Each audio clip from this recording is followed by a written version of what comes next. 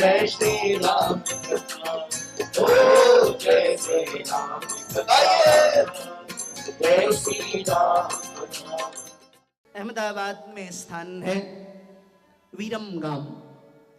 प्रतिवर्ष वहाँ आप कथा गाया करते थे और लगभग 21 वर्ष तक लगातार आपने वहाँ कथा गाई। वहाँ पर पिछले वर्ष लगातार, उसके बाद कथा बंद थी वहाँ। पिछले वर्ष वहाँ उस मंच पर बैठ करके कथा गाने का अवसर प्राप्त हुआ। आप साक्षात सुख स्वरूप थे। तो राम कथा जब वो करते थे तो यहाँ बहुत अच्छी बात कहते थे कि मन को कैसे वश में किया जाए। और जो बात कही उन्होंने, ये बात सबके लिए सर्वग्राह्य है, चाहे वह व्यवसायी हो, साधक हो, सुजान हो, विद्यार्थी हो, सबके लिए ग्राह्य है ये बात। बोले मन को वश में करने के प्रधान 6 साधन हैं। क्या? बोले सबसे पहला हमारा अन्न शुद्ध हो,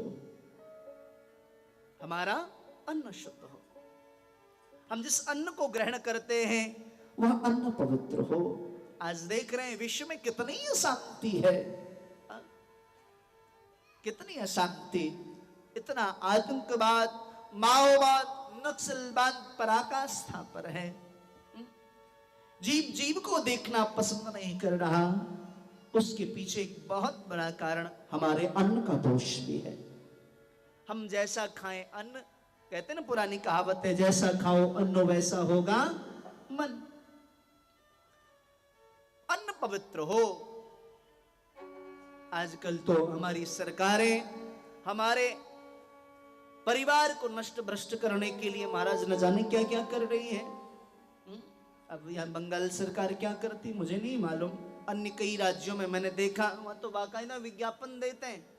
स्कूलों में 7 दिन का, सरकारी स्कूलों में अलग अलग मेनू बना हुआ है। फलाना डे ये वस्तु खानी, फलाना डे ये देना, फलाना डे ये। और आजकल टीवियों में तो वो ऐड भी करने लगे, संडे हो या मंडे रोज खाओ, बोलना मत। हाँ, जैसा खाओ अन्न वैसा होगा मन। अन्न पवित्र हो। इसलिए जब हम कोई साधना करने के लिए चलते हैं तो हमारे यहाँ फलाहार की परंपरा है। बोले फल आदि का सेवन करिए। कई बार शुद्ध अन्न जो है यह भी हमारे मन को दूषित करता है। इसलिए बड़े बड़े महापुरुष तो बाद में अन्न का भी परित्याग कर देते हैं। और पूज्य कुछ ऐसे संतों का हमने दर्शन किया जिन्होंने अन्न को छोड़िए फल का भी परित्याग कर दिया। बोले फल के कारण नींद आती है, भजन में मन नहीं लगता, तो महाराज दुग्ध पान करके रह जाते हैं। हाँ, अन्न पवित्र हो सबसे पहला। दूसरा, जल पवित्र हो। हम जिस जल का पान करते हैं वो जल पवित्र हो। कितनी परिपाटी बदल गई है। पहले हमारे परिवारों में गंगा जल का प्रयोग होता था, वैष्णव परिवारों में। बोले महाराज जो भोज्य पदार्थ बनेगा ठाकुर जी के लिए वो गंगा जल से ही बनेगा। हा? पहले हम पीते थे गंगलहरी, अब पीते हैं बिसलहरी। कोई बुरी बात नहीं है, पीजिए, अच्छी बात है, स्थिति बहुत अच्छी नहीं, लेकिन दूषित जल का प्रयोग कभी न करें। आजकल गर्मियों में लोग अपने शरीर को ठंडक पहुंचाने के लिए पता नहीं क्या क्या पीते हैं, वो कोका कोला। और बच्चे क्या, अब तो बड़े भी खूब चकाचक लेते हैं। कई घरों में मेरा जाना होता है तो लोग लेके आते हैं सम्मान में, महाराज जी आपके लिए ठंडा। भैया ठंडा पियो तो पेट गर्म हो जाता है, काई बात का ठंडा साहब।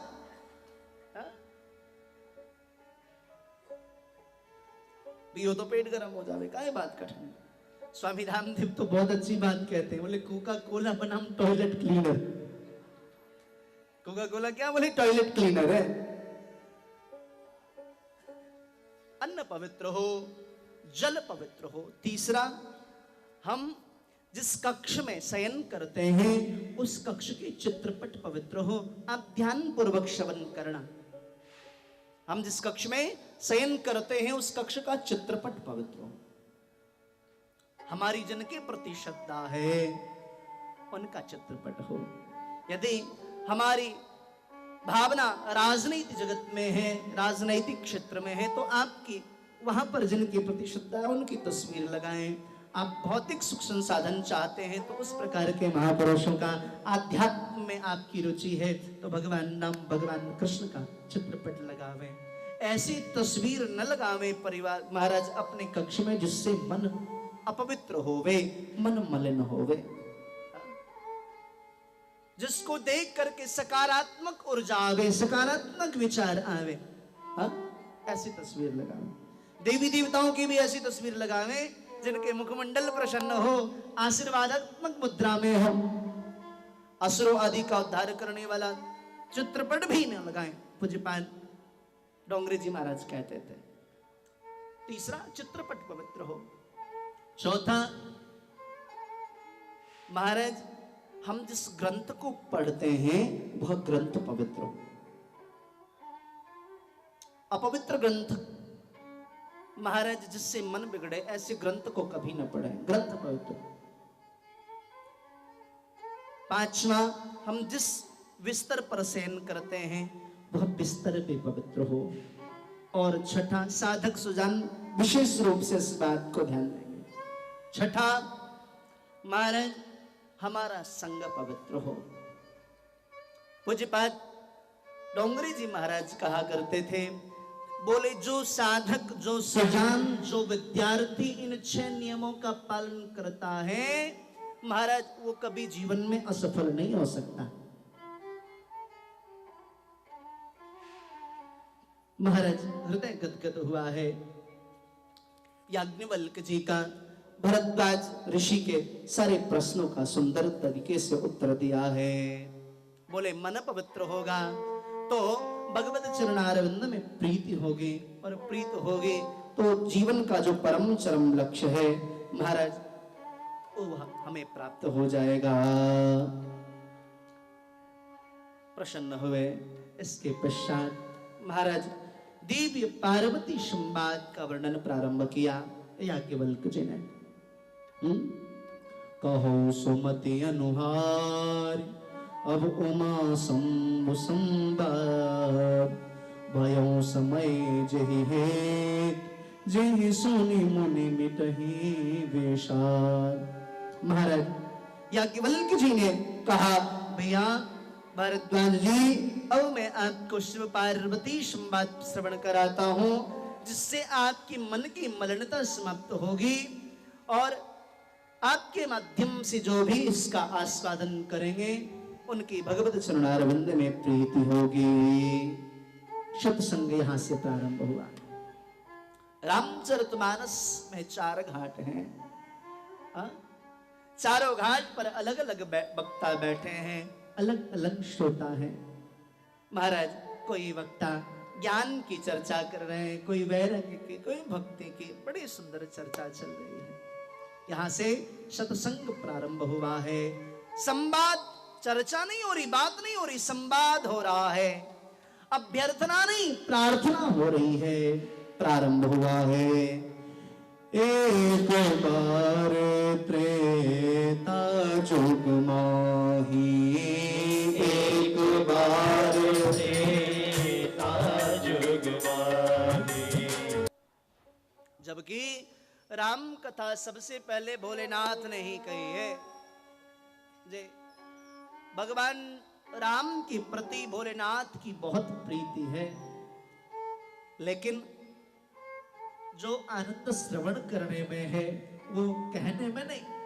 इसलिए भगवान भोलेनाथ त्रेता युग में दंडकारण्य में भगवती भवानी के साथ आज जा रहे हैं ऋषि कुंभज के यहाँ पर।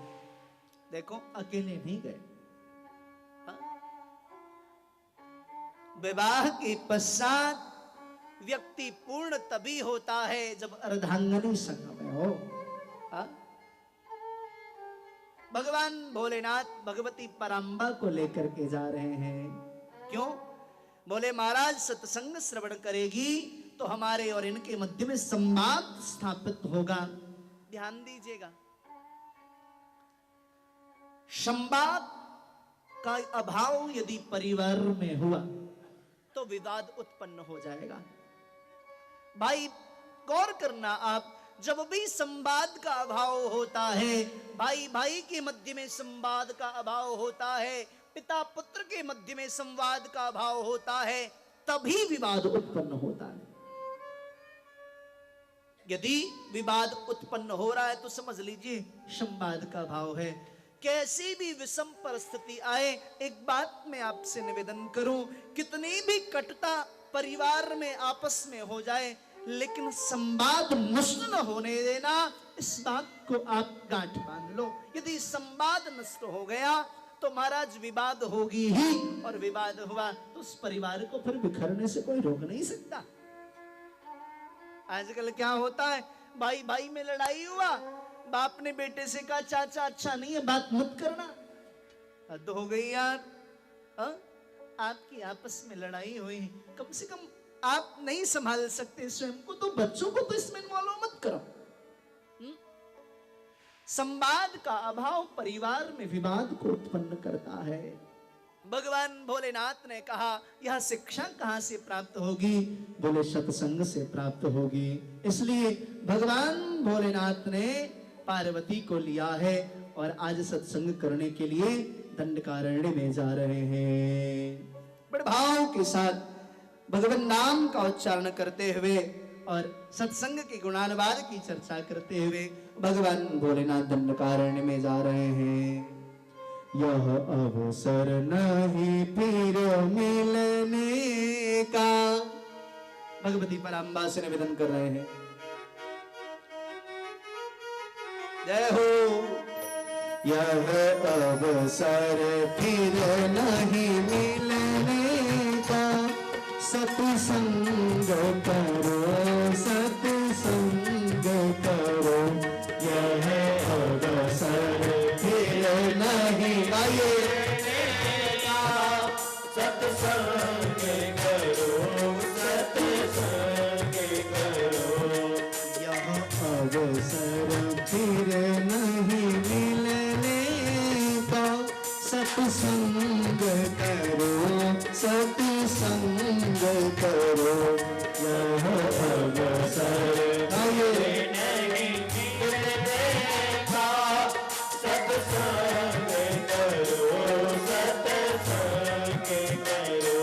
यह बात नहीं हिल डोलने का, सत्संग करो सत्संग करो। यह भाव से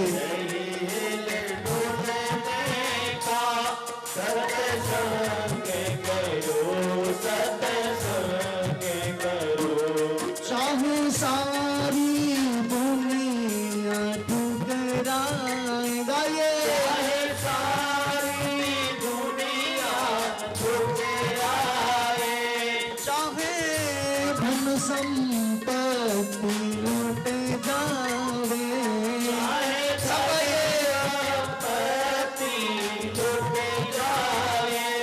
ऐसे ही थोड़ा मुख से बोलना भी और हाथ को खोलना भी है।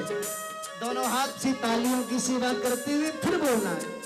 चाहे धन संपत्ति छूट जावे, चाहे धन संपत्ति लुट जावे, चाहे थारी लोटा बिक जावे, सत्संग करो सत्संग करो। चाहे थाली बहुत अच्छी शब्द का भाव है, इसलिए आज पहली बार गा रहा हूं।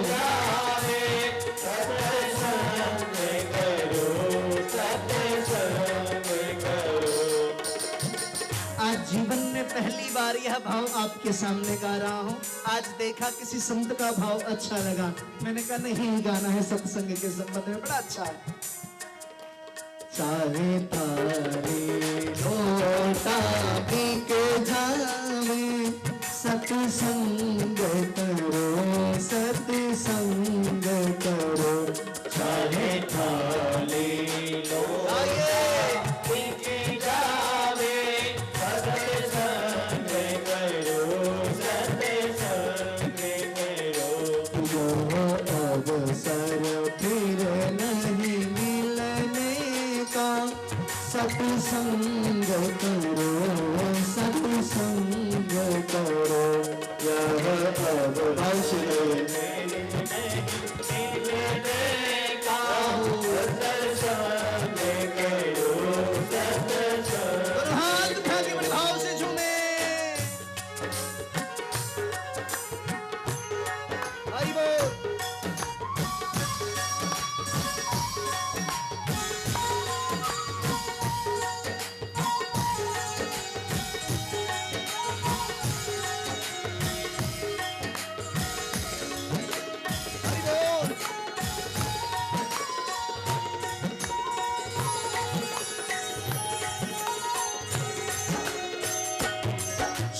तन में अधिक बीमारी हो, जाए तन में अधिक बीमारी हो, प्रतिकूल चले नर नारी हो, प्रतिकूल रामबा भगवती की श्री कृष्ण कन्हैया लाल की जय। जय जय सीताराम।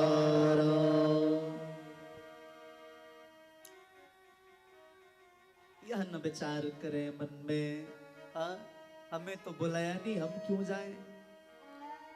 पूछा मैंने भैया क्यों नहीं आते, बोले मैं बहुत बीमार हैं इसलिए नहीं आते। किसी से पूछा क्यों नहीं आते, बोले महाराज घर वालों ने दिमाग खराब करके रखा है। तो मैंने कहा इसीलिए तो कहता हूं आ जाओ, 3 घंटे तो बचोगे। भगवान भोलेनाथ भगवती पराम्बा को लेकर के जा रहे हैं, दंडकारण्य में पहुंचे हैं।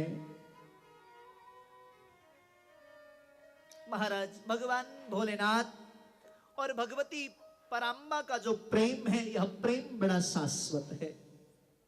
ध्यान दीजिएगा, प्रेम प्रदान है, आदान नहीं। प्रेम देना जानता है, लेना नहीं। मीर ने कहा प्रेमी कौन है, हा? मीर ने लिखा खुदा करे मजा इंतजार का, न मिटे वो दें जवाब अब मेरा बरसों में। प्रेम प्रदान का नाम है, हा? और बड़ा शाश्वत प्रेम है। महाराज जिस परिवार में प्रेम सच्चा हो उस परिवार में कभी बिखड़ाव नहीं होता। लेकिन आजकल का प्रेम बड़ा बेलग है साहब, हा? रात में विवाह हुई, अगले दिन पत्नी ने तलाक का अर्जी दे दिया। पूछा भाई तलाक की अर्जी क्यों, बोले खर्राटा बहुत लेता है, जिंदगी कैसी गुजारूंगी इसके साथ।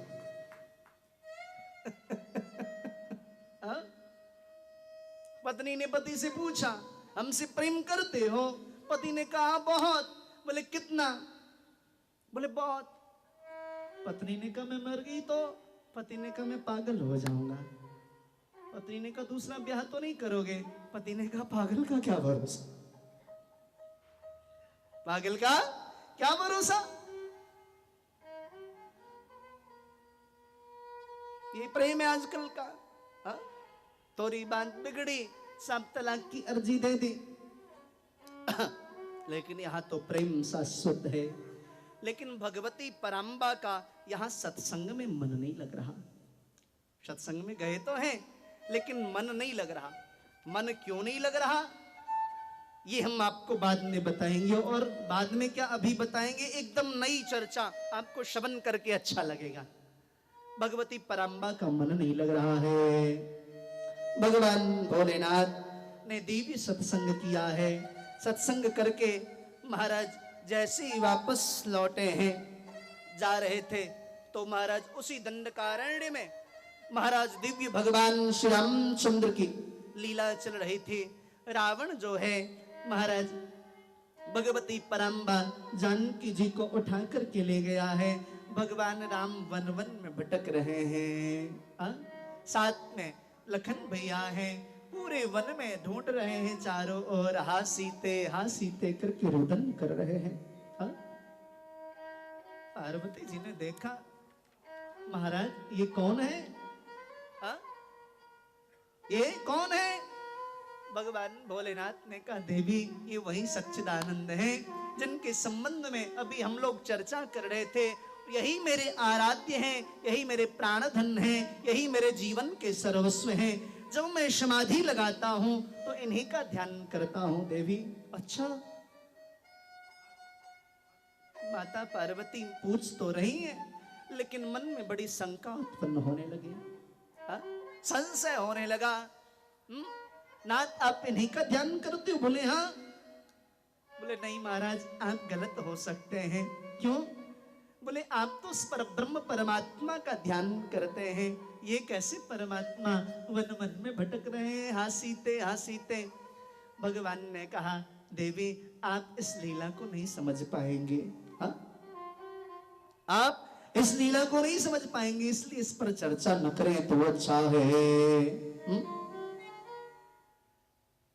महाराज भगवती पराम्बा मन में विचार करने लगे, वास्तव में यह राम है भी कि नहीं, देखना चाहिए, परीक्षा लेनी चाहिए। भगवान भोलेनाथ भगवती पराम्बा के मन के विचार को समझ गए। जासु कथा कुंभज ऋषि गाई, जासु कथा कुंभज ऋषि गाई, भगति जासु में मुनि सुनाई, भगति जासु में मुनि सुनाई, सोई मम इष्ट देव रघुबीरा, सोई मम इष्ट देव रघुबीरा, सेवत जाहि सदा मुनि धीरा, सेवत जाहि सदा मुनि धीरा, सेवत जाहि सदा मुनि धीरा, सेवत जाहि सदा मुनि धीरा। जिनके बड़े बड़े योगी ऋषि मुनि ब्रह्मर्षि जिनका ध्यान करते हैं अपने दिव्य ध्यान में, ये वही परमात्मा श्री रामचंद्र है। मुनि धीर जोगी सिद्ध संतत विमल मन जेहि ध्यावहि, कहीं नेत निगम पुराण आगम जासु कीरति पावहि। देवी ये वही रामचंद्र है। भगवती पराम्बा के मन में शंका हुई। स्थिति भी कुछ ऐसी थी साहब, भगवान रामचंद्र भगवती पराम्बा जानकी को ढूंढ रहे हैं, वृक्षों से ढूंढ रहे हैं। अरे वृक्षों, आप तो बहुत ऊंचे हो, जानकी जहां भी गई होंगी आपने दृष्टि तो डाली होगी। पृथ्वी से पूछा, अरे पृथ्वी, जहां भी जानकी को लेकर के उनके अपहरता गए होंगे, आपके ऊपर चल करके गए होंगे, आप तो बताओ। पवन से पूछा, वायु से, सबसे पूछ रहे हैं, वृक्षों से लिपट लिपट करके रुदन कर रहे हैं। इस अवस्था को देख करके महाराज इच्छा हुई कि परीक्षा लेनी चाहिए। क्यों? क्योंकि यह सच्चिदानंद नहीं हो सकते। अगर सच्चिदानंद होंगे तो एक स्त्री के लिए ऐसे रुदन नहीं करेंगे। जय सच्चिदानंद जग पावन कह करके प्रणाम निवेदित किया था भोलेनाथ ने। यह सच्चिदानंद नहीं हो सकते। क्यों? सच्चिदानंद का अभिप्राय क्या है? बोले सत माने अविनाशी, चिद माने प्रकाश, और आनंद वो स्वयं है, आनंद स्वरूप है। जो अविनाशी है महाराज, वो असत्य में क्यों फंसेंगे? जो स्वयं प्रकाश स्वरूप है, उनके जीवन में इतना अंधकार कैसे आ सकता है कि अपनी पत्नी को ढूंढने के लिए वन वन भटकना पड़े? क्योंकि जीवन के शाश्वत सत्य को वो समझते हैं और ये स्वयं आनंद स्वरूप है, फिर भी दुखमय इनका जीवन है।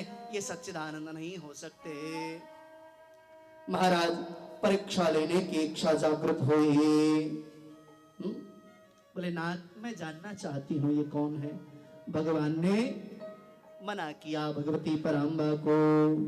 जो तुम्हारे मन अति संदेह हो, जो तुम्हारे मन अति संदेह हो, जो तुम्हारे मन अति संदेह हो, जो तुम्हारे मन अति संदेह हो, सो कि न जाई परीक्षा लेहूं, सो कि न जाई परीक्षा लेहूं, जैसे जाई मोह ब्रह्मधारी, जैसे जाई मोह ब्रह्मचारी, करे हो सो जतन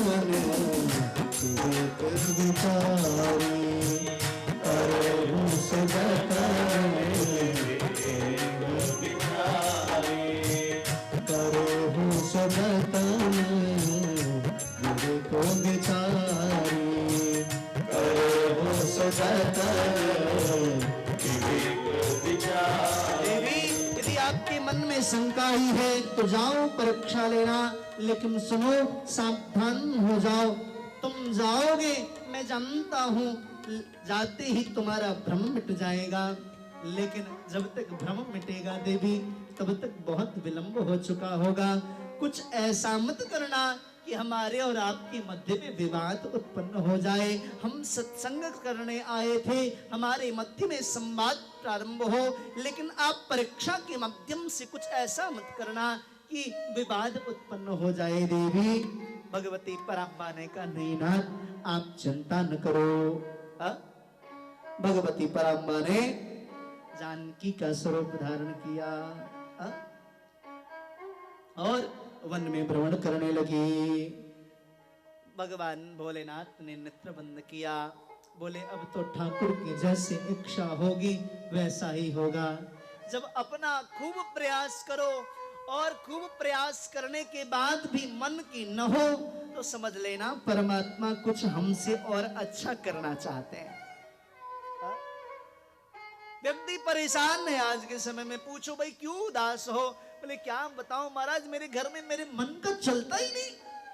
अरे यार टेंशन क्यों लेते हो, मन का नहीं चलता तो परेशान न हो। क्यों?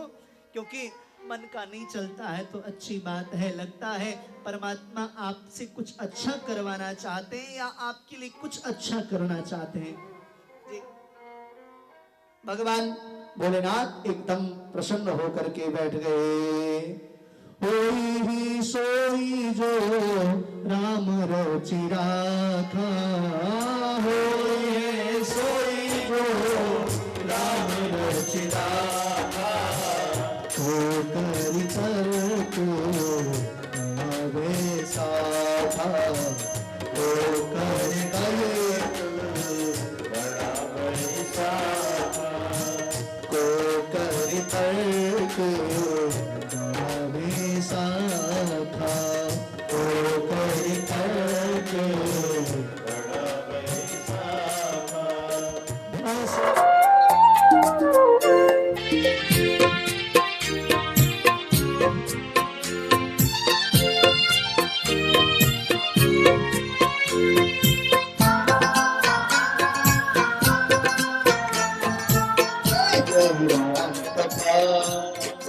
जय श्री राम कथा, ओ जय श्री राम कथा, जय श्री राम कथा।